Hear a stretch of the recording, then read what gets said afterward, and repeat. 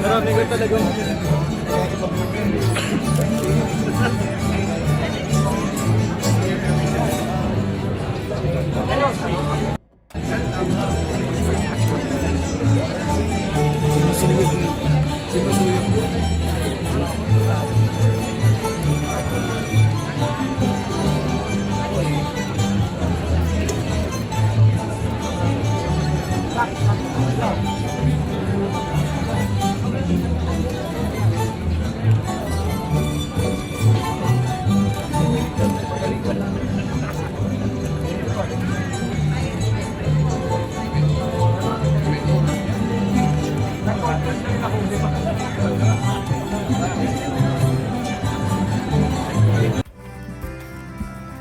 Ladies and gentlemen, the President of the Republic of the Philippines, His Excellency Ferdinand R. Marcos Jr., together with First Lady Luis Araneta Marcos.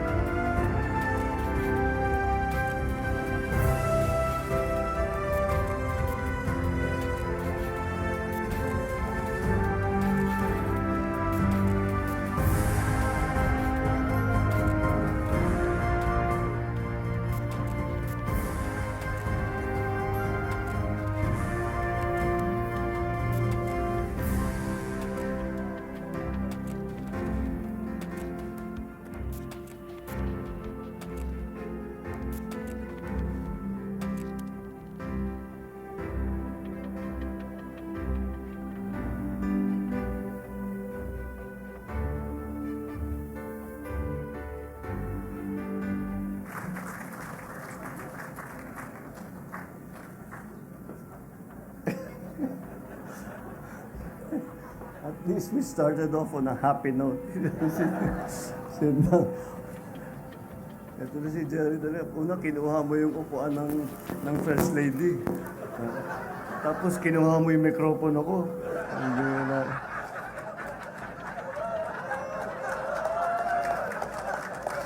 Buti na lang napakaganda ng project mo.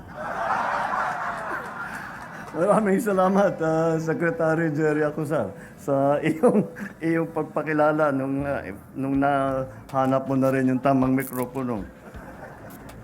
Senate President Chis Escudero, members of the Senate, of course, His Excellency, the Chinese Ambassador to the Philippines, Ambassador Huang Xiliang, honorable members of the Cabinet, MMDA Chairman, Chairman Artes, honorable members of the House of Representatives, Manila Mayor Hani Lacuna, of course, the driving force actually behind all of this, and thank God for that. Look at this, this is beautiful. The First Lady Lisa Araneta Marcos.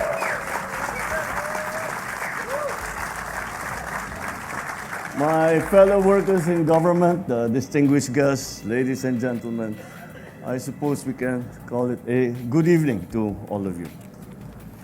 Well, last week, when this event was originally scheduled, nature had its way with us, and we had to postpone this event.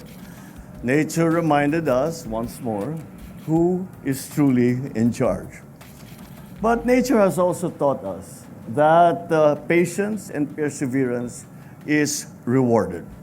So here we are, a week later, more than ready to unveil Phase 3 of the Pasig River Urban Development Project. This river has served Manila as a lifeblood long before our generation was conceived. It has played the role in our nation's history in terms of commerce, in terms of transportation, a source of food and water. If one will read No Limitangere and El Filibusterismo, Jose Rizal depicted a Pasig River that was vibrant, full of life. And the remaining photographs that we see from the earlier times show that the river was full of life, full of activity. Many, many people, many, many boats doing all kinds of, conducting their business. And it was all done on the river. Because in its waters we see reflections of our dreams and our history. And at times, we have to admit our share of neglect. But we are changing that. When we began this journey last year, I promised the First Lady and I would be fully supportive of the Pasig Bigyang Buhay Muli project. Ladies and gentlemen, that's why we are here today, to launch Phase 3 of this project, staying true to our mission of reviving the Pasig River. We have efficiently added 2,000 square meters of open space by closing the road that once divided Plaza Mexico. This will create a safer, more beautiful, and expansive area for public events, for gatherings, for leisurely walks.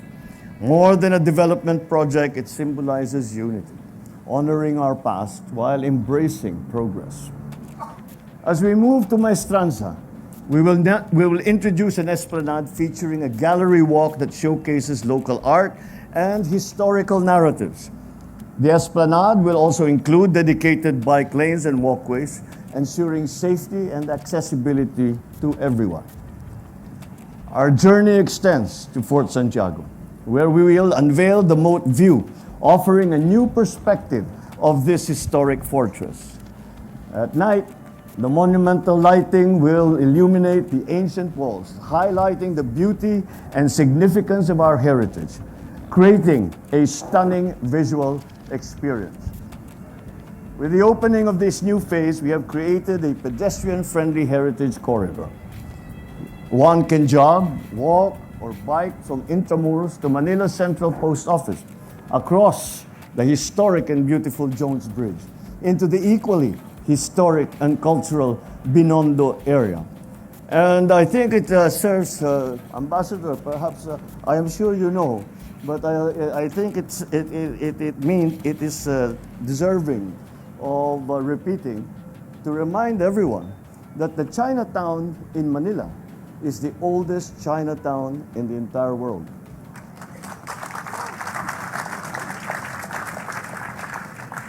This development has also created spaces for creativity, for commerce, and for community. Following the opening of phases 1 and 2 last year, people have set up various shops along the esplanade to cater to students, to couples, to tourists, to friends and families who have come to enjoy the beauty of Pasig River. I have been, when I walk along, Secretary pulls out all kinds of statistics, and this how many people, 500,000 people came for Chinese New Year. Daily, so many people come and they enjoy the palisade, they enjoy the walkway. The only statistic that I've been looking for that no one can tell me, how many people have proposed in the walkway and have become betrothed or have eventually gotten married. Balitang balita na ang dami talagang nagpo-propose dahil napaka-romantic daw ng venue. I was happy to and a little surprised to know that the Esplanade has become an instant hit among Gen Zs and some Gen Alphas who use it as a backdrop for IG stories and for TikTok. Of course, hindi magpapahuli kami mga millennial. Nakapost na ito sa Facebook namin. Si Secretary Acusa naman ay magsesend ng postcard para ma-share ang ganda ng Pasig River Esplanade. Now with the launching of Phase 3 of Pasig River Urban Development Project, I am certain more stories and core memories will be witnessed by this place. I am thrilled to see the social and economic development of a fully revitalized Pasig River and what it will mean for Metro Manila once again. Our mission is simple, but it is difficult. To bring back the river to its pristine state, make it a vibrant waterway once again for life, for culture, and for mobility. This milestone would not have been possible without the hard work and dedication of the Interagency Council for the Pasig River Urban Development, led by the DSUD and with its members, the MMDA and the Department of Tourism, with the Intramuros Administration, the City of Manila, of course, and of course, our very important private sector allies and partners. May you continue your initiatives to expedite the development of the other segments of this project. Make our vision for Pasig River a reality. The First Lady, Lisa, and I are keeping an eye on the progress of this vital project. I am certain that her interest in history and culture has enriched this initiative, ensuring that Pasig River becomes integral to our collective identity. Mga kababayan, sa pagbabalik natin ng sigla at buhay sa Ilog Pasig, hindi lang tayo makakapag-post ng Instagrammable na photo. Mapapaalagaan din natin ang ating kasaysayan, ang ating kalikasan, ang ating kinabukasan. Sa gitna ng pagbabago ay ang bagong Pilipino na may disiplina, may kahusayan, may pagmamahal sa bayan. Patuloy ninyo akong samahan sa landasin na ito. Langhapin natin ang sariwang hangin at masdan ang mga sinag ng ilaw sa tubig. Naway lagi nating matatandaan, ito ay ating ilog. Ito ay ating kinabukasan. Sama-sama tayong bubuhayin ito. Maraming salamat at mabuhay ang Ilog Pasig. Mabuhay ang bagong Pilipinas.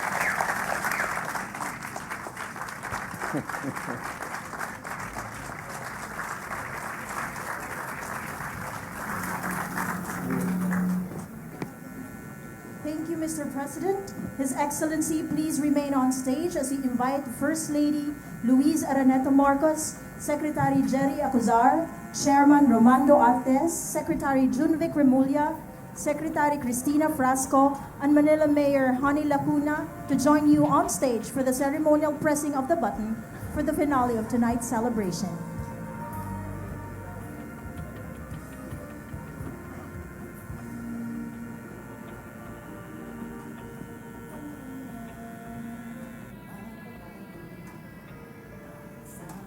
Ladies and gentlemen, please rise and together let us celebrate the Phase 3 of Pasig River Bigyang Buhay Muli project and the hope for a bagong Pilipinas in 5, 4, 3, 2, 1.